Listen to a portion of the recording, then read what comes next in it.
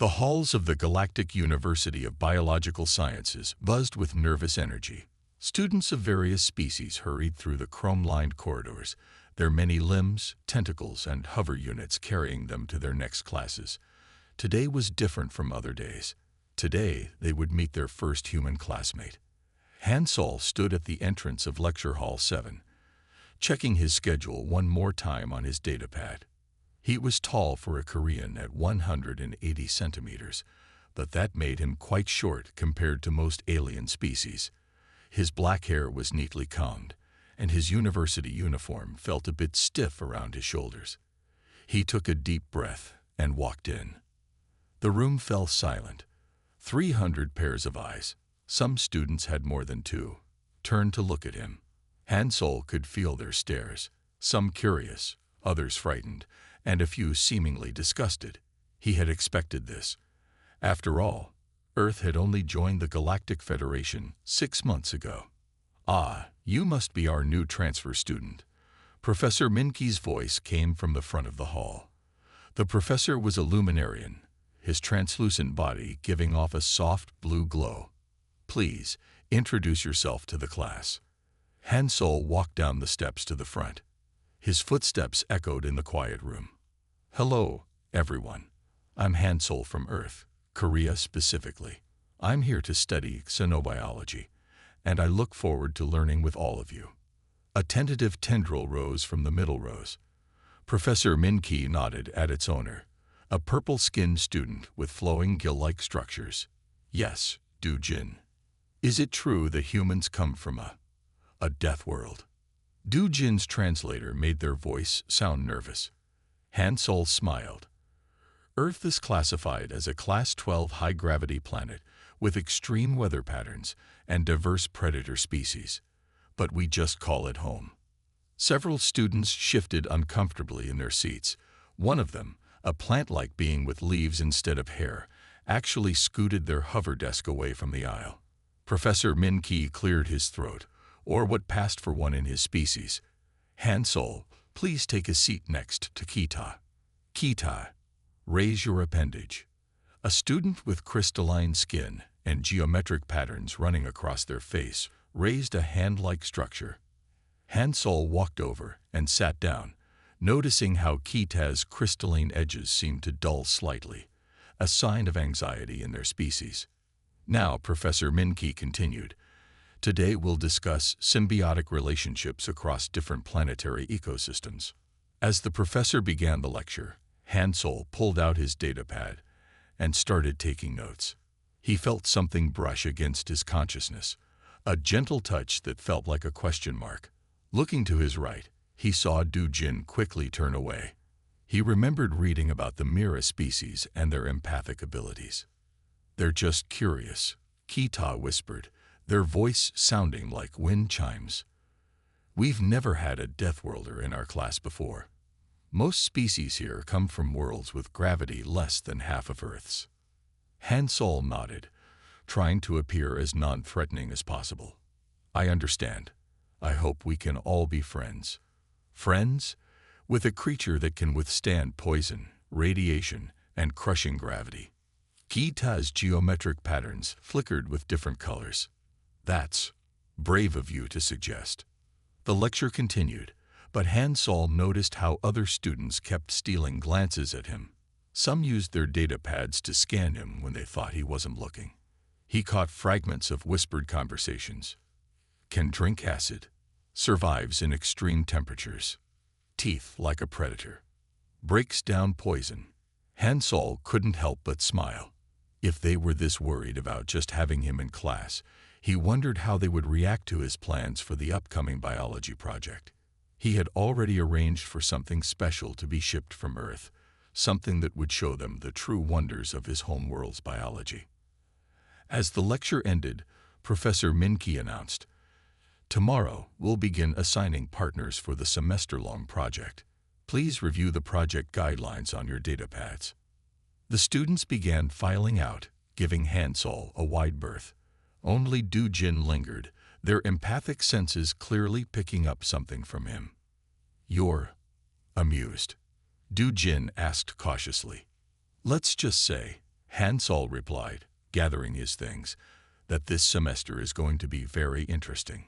Dujin's gill structures fluttered nervously as they hurried away, leaving Hansol alone in the lecture hall, still smiling at what was to come. A week had passed since Hansol's arrival at the Galactic University. The novelty of having a Death Worlder in class hadn't worn off, but at least his classmates no longer jumped when he moved too quickly. Professor Minky's glowing form pulsed with excitement as he addressed the lecture hall. Today is a special day, students. We'll be starting our semester-long project on symbiotic relationships. The professor's light display created a large hologram in the center of the room. It showed various alien species living together in harmony. Your task is to demonstrate a practical example of interspecies cooperation. You must show how two or more species benefit from working together. Hansol sat up straighter in his seat. This was exactly what he had been waiting for. Next to him, Kita's crystalline body reflected rainbow patterns across their desk. I will now announce the project pairs, Professor Minky continued. These partnerships have been carefully chosen to promote cross-species understanding. The room grew tense as names were called out. Some students chittered nervously, others hummed in their native tongues. Then came the announcement everyone had been dreading. Hansol will be working with Kita. Kita's crystalline form dulled to a pale gray. Their geometric patterns became jagged with anxiety. Hansol turned to his new partner with a friendly smile. This will be fun, he said quietly. Fun. Kita's wind chime voice trembled. Your species' idea of fun involves jumping from high places and eating spicy poison. From behind them, Dujin's empathic senses picked up their emotions. Kita's fear tastes like bitter metal, they whispered to another student. But Hansol, he feels like a warm sunrise. Strange. Professor Minky explained the project requirements. You must choose species that naturally work together. No artificial partnerships. No forced cooperation. The goal is to show how nature creates balance. Hansol raised his hand. Professor, can we use species from our home planets? The professor's glow brightened. An excellent question. Yes, as long as proper safety protocols are followed. Keita turned to Hansol. Please tell me you're not thinking of bringing something from Earth. Your world's creatures are terrifying. Hansol pulled out his datapad and showed Keita some pictures. Look at these. They're small, organized, and work together perfectly. Plus, they create something amazing. Keita's pattern swirled with confusion. But those are those. Don't worry, Hansol assured them. They're completely manageable. I've already filed the import permits. Around them, other students were discussing their plans. Most chose safe options like light-absorbing plants paired with shade-loving fungi, or cleaning organisms that lived on larger species. Traditional, predictable partnerships that had been studied countless times. We could do something simple, Kita suggested hopefully. My homeworld has crystal formations that house harmless gas beings. Hansol shook his head. Trust me, my idea is better. It will show everyone that Earth species aren't just about survival and danger. They're about cooperation and creating beautiful things. Professor Minky floated over to their desk. Have you decided on your project focus? Yes, Hansol replied confidently. We're going to demonstrate Earth's most successful symbiotic relationship, one that helps maintain entire ecosystems. The professor's glow pulsed with interest. Fascinating. Just remember the safety protocols. All specimens must be contained. And, don't worry, Hansol interrupted. I've already arranged everything with the biology department. The special habitat will be ready next week. Kita's crystalline form shimmered with resignation. I suppose I don't have a choice. You'll love it, Hansol promised. These creatures are amazing. They're social, organized, and they make something that humans consider precious. Dojin, who had been eavesdropping with their empathic senses, suddenly gasped. They had picked up Hansol's mental image of his planned project. You can't be serious. they exclaimed. Those are. Those are. Hansol grinned. Yes, they are. And they're going to change everything you think about Earth species. As the class ended, students filed out discussing their safe, predictable projects. But Kita stayed behind, their geometric patterns showing swirls of both fear and curiosity. Hansol, they asked quietly, what exactly are you planning to bring to our university? Hansol's eyes sparkled with excitement. Something that will show you that not all Earth creatures are about death and destruction. Some are about life, growth, and sweetness. Kaita didn't understand the word sweetness. Their translator couldn't find an equivalent. But something in Hansol's tone made their crystals shine just a little brighter with hope. The university's delivery bay was usually quiet during study hours. But today, a crowd of curious alien students gathered around as a special container arrived from Earth. The box was marked with warning signs in 15 different languages. Hansol stood confidently next to the container, checking its environmental controls. Kita hovered nearby, their crystalline body flickering between clear and cloudy with nervousness. Are you sure about this? Kita asked for the 10th time that morning. The package is humming. Hansol nodded, placing his hand on the container's surface. The temperature control is perfect. They're just settling in from the journey. Dojin floated at the edge of the crowd, their gill structures waving gently as they picked up the emotions in the room. There are many minds in there, they said quietly. Small ones, but they think together, like music. A university security officer approached, his 6 eyes blinking in sequence. All the paperwork is in order, but we need to scan the container one more time. Of course, Hansol agreed. Just be gentle with the scan. They don't like strong vibrations. The word they made several students back away. One student with antenna whispered, "Did he say they?" As in more than one. The security officer waved a scanning device over the container. Numbers and symbols flashed across its screen. Everything matches the import permit. But I must ask, are you sure the containment unit is strong enough? Hansol laughed, which made everyone except Dojin step back. They're not trying to break out. The container is to protect them, not to keep them in. Kita's pattern swirled with confusion. Protect them. From what? From temperature changes, mostly. They need to stay warm and dry. Hansol began entering codes into the container's control panel. The biology department has prepared their permanent habitat. We just need to move them there. The container started to hover, following Hansol's commands through his datapad. As they moved through the university halls, students pressed against the walls to let them pass. The sound from inside the container grew louder, a soft, steady humming that seemed to vibrate in the air. What is that noise? Kita asked, trying to match pace with Hansol while maintaining what they considered a safe distance. They're talking to each other, Hansol explained. They're social creatures. They work together, live together, and make decisions together. A small gathering of professors had assembled outside the biology department's containment area. Professor Minki's glow pulsed with excitement as they approached. Remarkable, he exclaimed. I've never seen such complex social behavior patterns from Earth creatures. The readings are fascinating. Hansol carefully guided the container into the prepared habitat room. Inside, special platforms had been set up, and artificial flowers filled one corner. The temperature was precisely controlled, and humidity sensors blinked from every wall.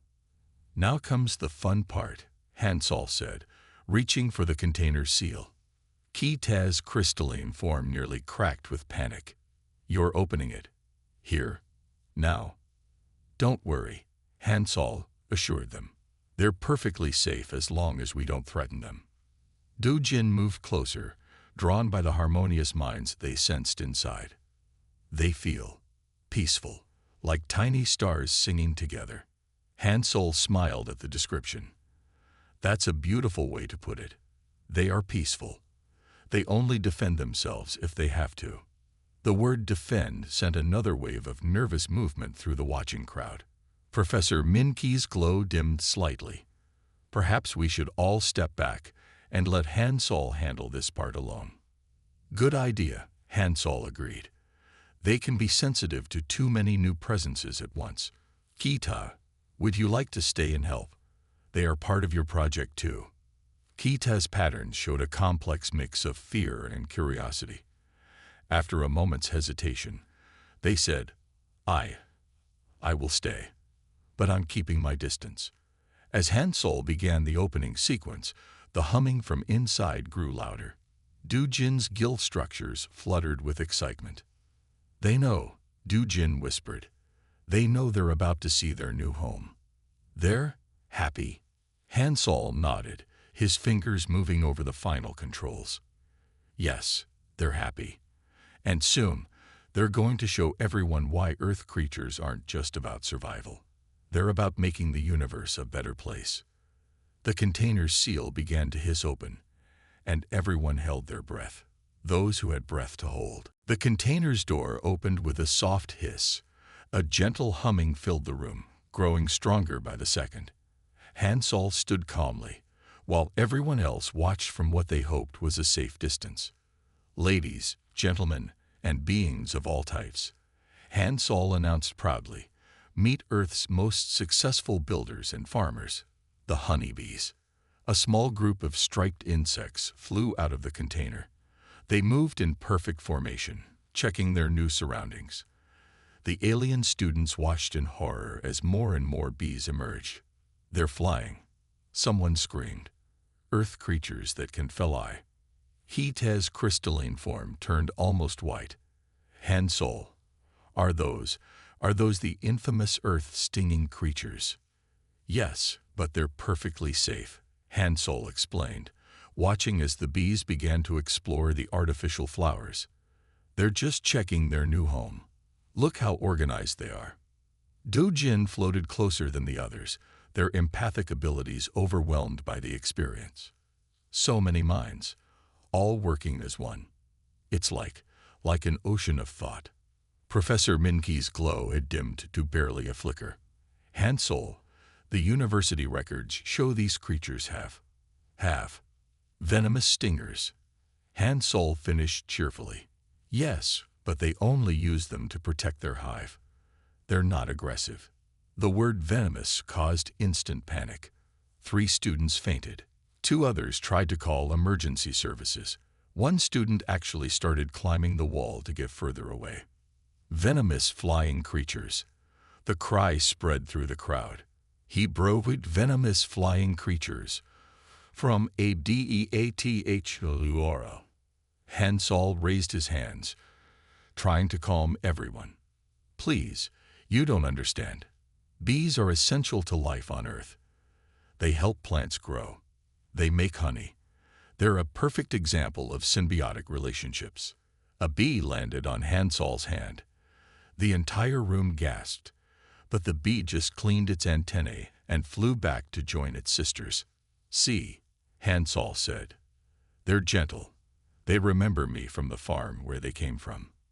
Kaita, who had been frozen in fear, managed to speak. They know you. Bees are very smart, Hansol explained. They can recognize faces, understand complex dance patterns, and communicate with their whole colony. They're architects, farmers, and chemists all in one. Dujin moved even closer, fascinated despite their fear. The way they think, it's beautiful. Each one is individual, but they're all connected. They share everything. Memories, feelings, purpose. The bees had started building their new hive on the prepared platforms. They moved with precise coordination, passing materials between them and working together seamlessly. Look at their engineering, Hansol pointed out. They build perfect hexagonal cells. They maintain exact temperatures.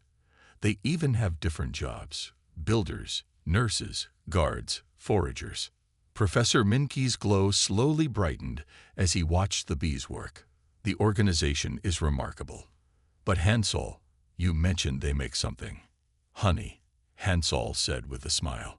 They collect nectar from flowers, add special enzymes from their own bodies, and create one of Earth's most valuable foods. It never spoils, has healing properties, and tastes wonderful. The aliens try to process this information. They make eternal food. Kite asked, their fear briefly forgotten in favor of curiosity. And they help plants reproduce by carrying pollen between flowers, Hansol added. Without bees, many earth plants would die out. They're not dangerous creatures, they're life givers. Just then, the university's safety committee burst into the room, led by Yuma, the head of security. She took one look at the flying insects and pulled out her emergency protocols tablet. This is unprecedented, she declared. We need to review every safety regulation about Earth species. Call an emergency meeting. Hansol sighed. He had expected this reaction, but he knew that once everyone understood the bees, they would see Earth creatures differently. Already, he could see Du-Jin swaying gently in rhythm with the bees' movements, their gill structures pulsing with wonder. Kita, Hansol said to his partner, trust me. By the end of this project, everyone will understand why bees are amazing. They're going to change how you see Earth forever. Kita's crystalline patterns had begun to show hints of fascination among the fear colors. They watched as the bees continued their work, building their new home with peaceful determination. Perhaps, Kita admitted quietly, there is more to Earth species than just surviving death worlds. The university's emergency meeting room was packed.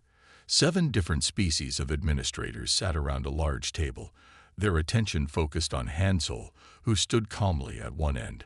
Behind him, a large screen showed live footage of the bee habitat.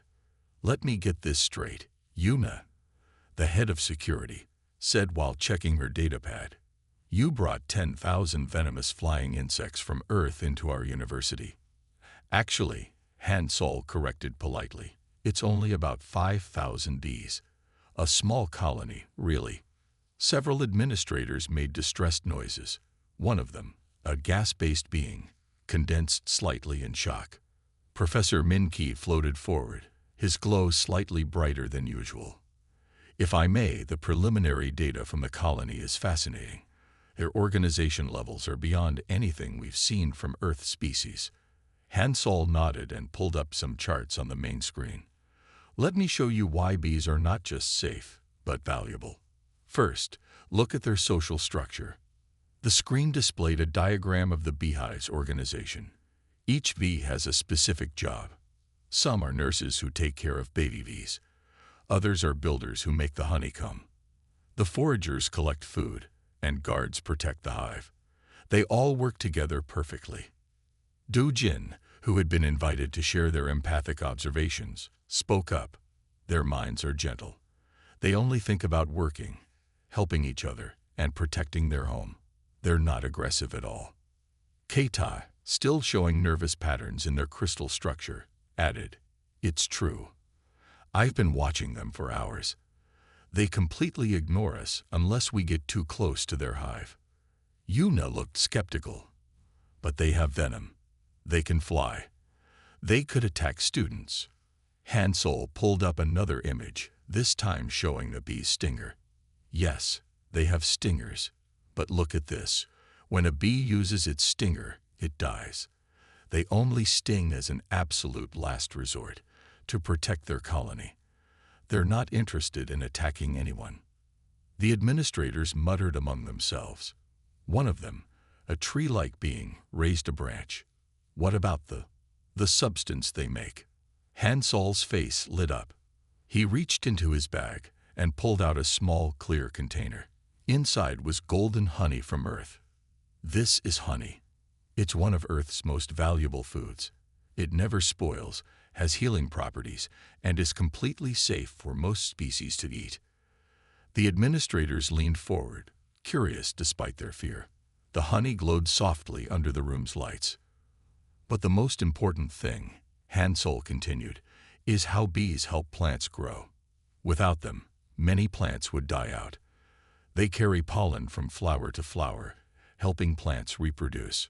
On Earth, they're responsible for helping grow much of our food. Professor Minke's glow pulsed with excitement. The botanical department is very interested in this. Imagine if we could use these creatures to help with our own plant research.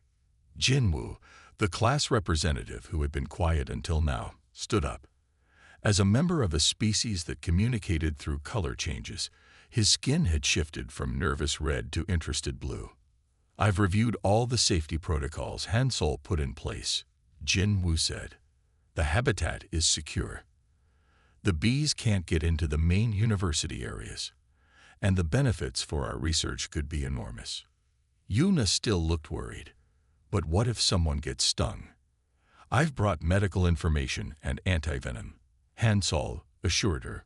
Plus, I can teach everyone how to act around bees to stay safe. They're really very peaceful if you don't panic around them. Do-jin floated forward. I can help too.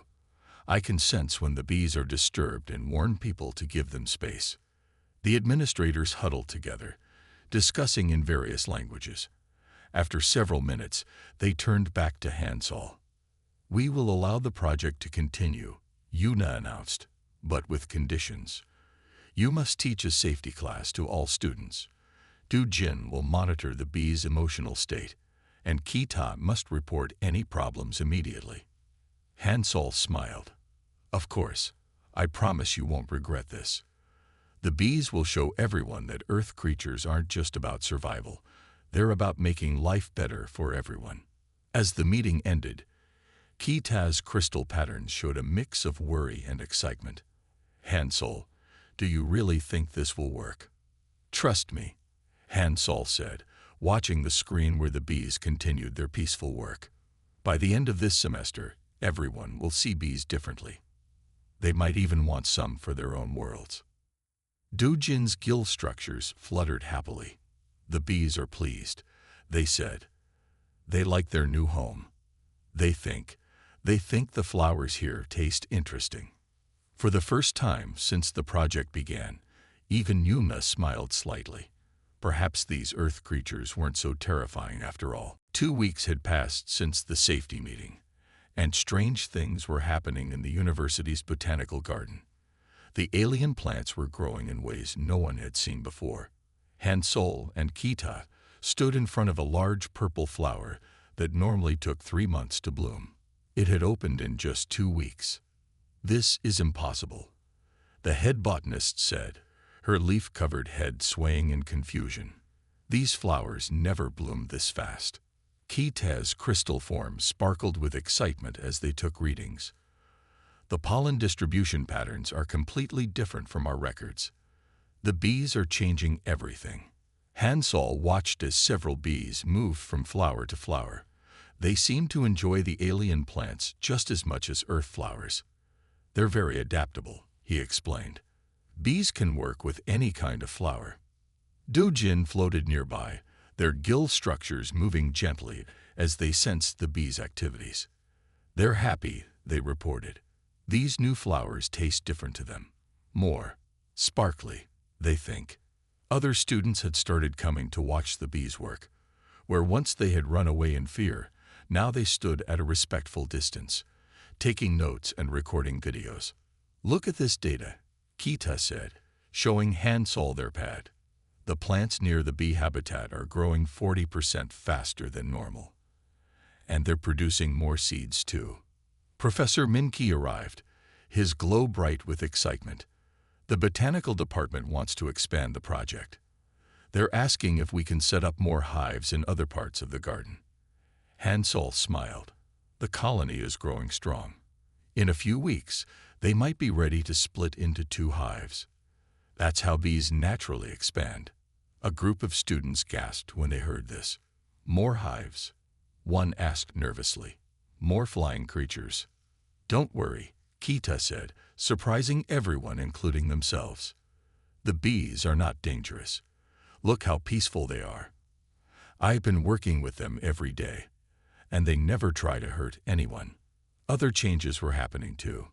The bees had started collecting something strange from some of the alien plants, a blue, shimmering substance that wasn't quite nectar. What are they making with that?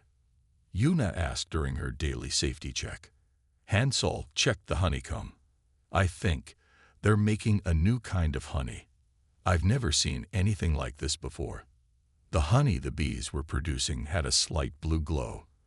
When they tested it carefully, they found it was safe to eat and had an amazing taste, like earth honey but with a hint of starlight, as Du Jin described it. This is extraordinary, Professor Minke said, examining the blue honey. The bees are adapting earth techniques to alien plants. This could be a breakthrough in xenobiology. Word spread through the university. Soon, students from other departments started visiting the garden. The engineering students were fascinated by the perfect hexagons of the honeycomb. Chemistry students wanted to study the new blue honey.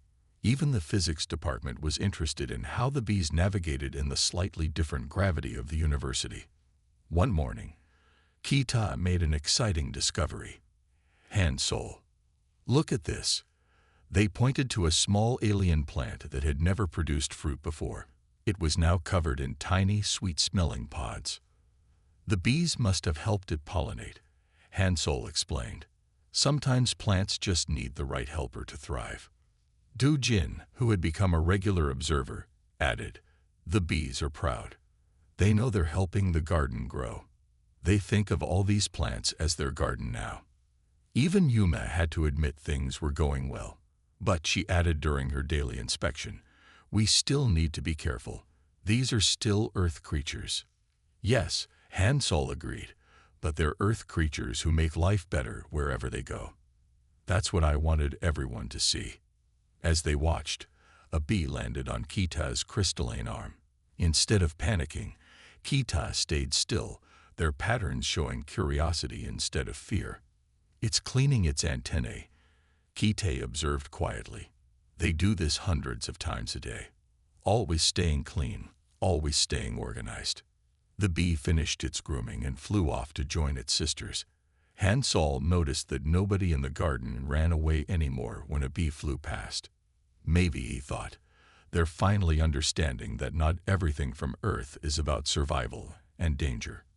Sometimes it's about making things grow, helping others, and creating something sweet. The emergency alarms in the bee habitat started blaring during lunch break. Red lights flashed as students ran toward the garden. Following the sound, something had gone wrong with the environmental controls. The temperature is dropping too fast. Kita's crystal form pulsed with panic as they checked the control panel. The cooling system is stuck on maximum. Hansel rushed to the habitat entrance, checking the readings. The temperature was falling quickly, and bees needed warmth to survive. Inside, the colony was buzzing loudly, trying to heat their hive by beating their wings. We need to shut off the cooling system, Hansel said, moving toward the maintenance panel. But before he could reach it, sparks flew from the controls. The panel went dark. Du Jin floated nearby, their gill structures trembling. The bees are scared. They've never felt cold like this before. Students gathered around the habitat's windows, watching as frost began to form on the inner walls. The bees were clustering together tightly, trying to protect their queen and their brood of baby bees. The backup systems aren't responding, Yuna reported, her fingers flying over her data pad. Engineering team is 10 minutes away. Hansel looked at the temperature display.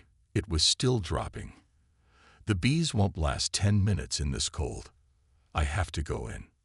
Without protective gear. Kita's patterns showed shock, but they're agitated. They might sting. They're too cold to sting, Hansel explained, already opening the habitat door. They need help now. Du Jin, can you try to keep them calm? Du Jin moved closer to the habitat, concentrating hard. I'll try to send them peaceful thoughts. But they're so frightened. Hansel stepped into the rapidly cooling habitat. His breath made clouds in the cold air. The bees were huddled in a tight ball around their queen, using their bodies to make heat. Some were falling from the cold, too weak to fly. It's okay, Hansel said softly, moving slowly toward the main hive. I'm here to help. He began picking up the fallen bees gently, cupping them in his warm hands. The aliens watching through the windows were amazed. Even in their panicked state, the bees didn't try to sting him. "Remarkable," Professor Minke muttered, his glow pulsing with interest. "They recognize him as a friend." Hansol worked quickly, gathering cold bees and placing them back with the cluster. Then he took off his university jacket and draped it over the main part of the hive where the queen and baby bees were. "Kita," he called out. "Can you see what's blocking the heating system?" Kita's crystal form glowed as they studied the habitat's design. "There's an emergency heating unit in the wall, but it needs manual activation from inside." Hansol spotted the backup heaters panel. It was on the other side of the habitat, past several angry guard bees who were still trying to protect their hive despite the cold. "Du Jin," he called. "Tell them I'm going to help. Tell them to let me pass." Du Jin concentrated harder, their gill structures vibrating with effort. "They understand. They know you're trying to save them." The guard bees parted, creating a path for Hansol. He reached the panel and pulled the emergency lever. Warm air slowly began flowing into the habitat. "The temperature is rising," Kite announced, their patterns showing relief. "Engineering team has arrived too. They're fixing the main system now." Hansol stayed in the habitat, continuing to help fallen bees back to their cluster until the temperature returned to normal. When he finally came out, he was covered in frost, but smiling. "See," he said to the amazed crowd. "Bees aren't mindless, dangerous creatures. They're smart. They understand when someone is helping them." Yuna, who had watched everything, nodded slowly. "You went in without protection, risked being stung, just to save them." "Of course," Hansol replied. "They're my responsibility, and they trusted me." Dojin floated closer, their gill structures moving gently. "The bees are grateful. They'll remember what you did. They're telling the whole hive about it right now." Kita's crystal patterns showed new colors, colors of respect and understanding. Maybe this is what we didn't understand about Earth creatures. It's not just about being strong enough to survive danger. It's about being brave enough to help others, even when it's risky. As the crisis ended and students began to leave, many looked at Hansol differently. They had just seen something they never expected. A Deathworlder risking himself not to fight or survive, but to protect and save tiny creatures that most of his kind would barely notice. The bees went back to their work, but something had changed in how the university saw them. They weren't just dangerous Earth insects anymore. They were brave, dedicated little beings who had earned their place in the stars. The main lecture hall was packed. Students from all departments had come to watch the final project presentations. Hansol and Kita stood at the front, ready to share their findings about the bees. "For our presentation," Kita began, their crystal form glowing with confidence, "we will show you how Earth's honeybees have changed our understanding of symbiotic relationships." The large screen behind them showed pictures of the bees working in the botanical garden. Many students who had once fled from these images now leaned forward with interest. Hansol stepped forward. "First, let's look at the numbers. In just 1 month, our bee colony has helped 50 different alien plant species reproduce better. 20 of these plants had never successfully produced seeds before."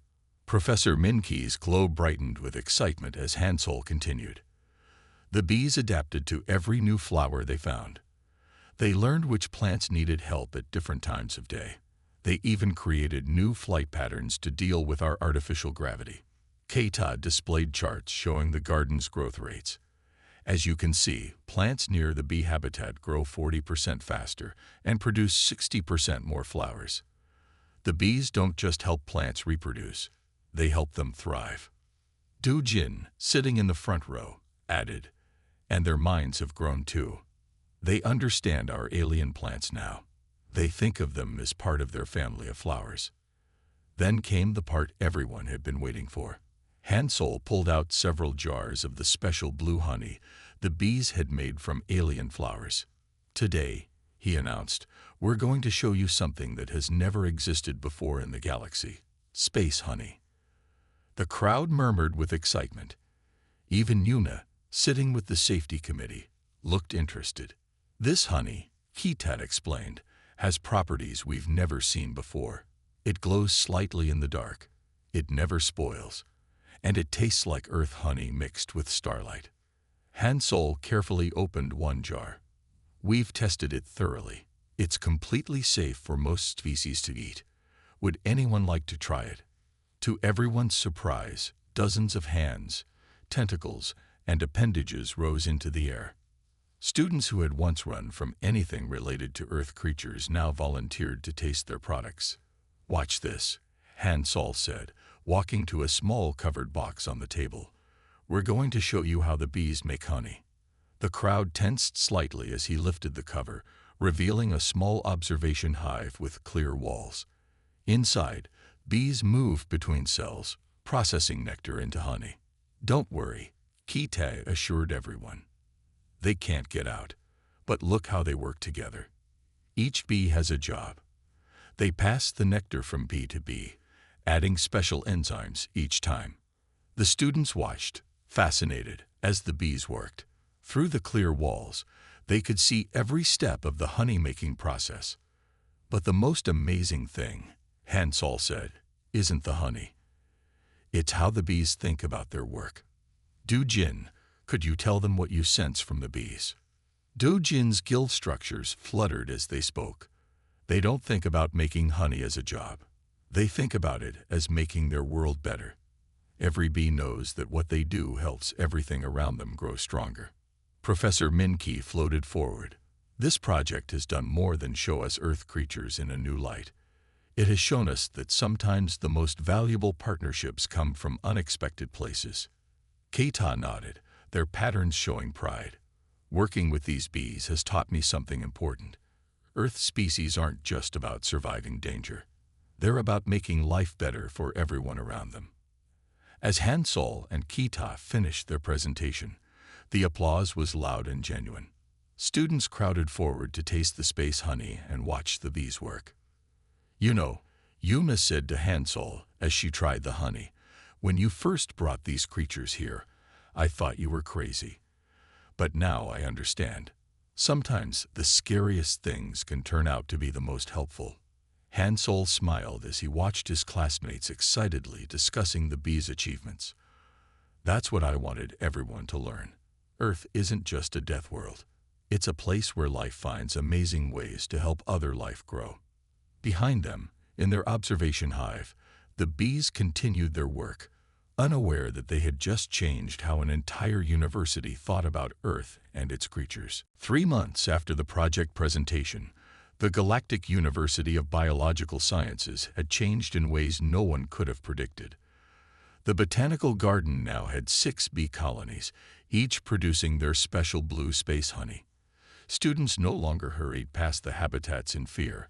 Instead, they stopped to watch the bees work. Hansol stood in the garden, helping Keita install a new observation hive. Their project had earned the highest marks in the university's history. "The Galactic Scientific Journal wants to publish our research," Keita said, their crystal form shimmering with pride. "They're calling it a breakthrough in xenobiology." Dojin floated nearby, teaching a group of young empaths how to communicate with the bees. "Feel their purpose," they instructed. "Each bee knows exactly how they help their colony and their garden grow." The university's gift shop now sold jars of space honey. It had become famous throughout the galaxy. People said it tasted like sweetness and stardust mixed together. 5 other universities have asked for bee colonies, Professor Minki announced during a staff meeting. His glow was brighter than ever. They all want to start their own research programs. Yuma, who now wore a small bee pin on her security uniform, had written new safety guidelines for Earth species. "We need to stop assuming that everything from Earth is dangerous," she explained. "Some Earth creatures make life better for everyone." In the garden study area, alien students gathered around a table. They were eating breakfast and doing something that would have seemed impossible 3 months ago. They were putting space honey on their food. "I can't believe we were once scared of these little creatures," one student said, watching a bee visit a nearby flower. Hansel smiled as he checked the temperature controls on the new hive. The bees had changed more than just the garden. They had changed how everyone thought about Earth. Hansel, Kita called out excitedly, "Come look at this." In one corner of the garden, something amazing was happening. A rare alien plant, known for being very difficult to grow, was blooming. Bees flew between its crystal-like flowers, carrying sparkly pollen. This species hasn't bloomed in a university garden for 50 years, Professor Minke said, floating closer to observe. The bees must have found exactly what it needed. Dujin's gill structures quivered with excitement. The bees are very proud of this flower. They think its nectar tastes like singing stars. The university board had made another big decision. They were building a new research center just for studying Earth-alien species cooperation. Hansel had been offered a position there after graduation. "We need to understand more about Earth creatures," the board chairman had said.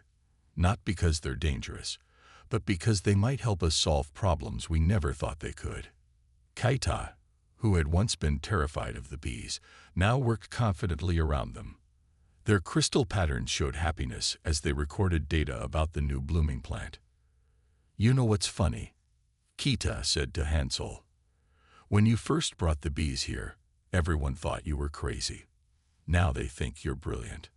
Hansel watched as a group of first-year students arrived for their regular bee-watching session.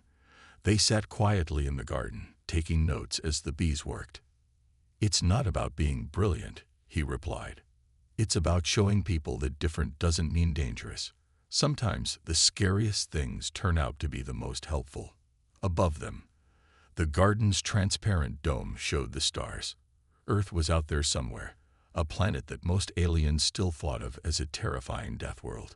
But here in this garden, that idea was changing, one bee at a time. Dujin floated over to them, their gill structures moving gently. "The bees have a message for you both," they said. "They say thank you for giving them new flowers to help, new gardens to grow, and new friends to share their honey with." Hansel and Kita looked at each other and smiled. Their project had done more than teach the university about bees. It had shown everyone that the galaxy was full of wonderful surprises, and that sometimes the best way to understand something was to stop being afraid of it. In their hives, the bees continued their ancient dance, telling each other about flowers and nectar, and the joy of making the world a little bit sweeter, one star system at a time.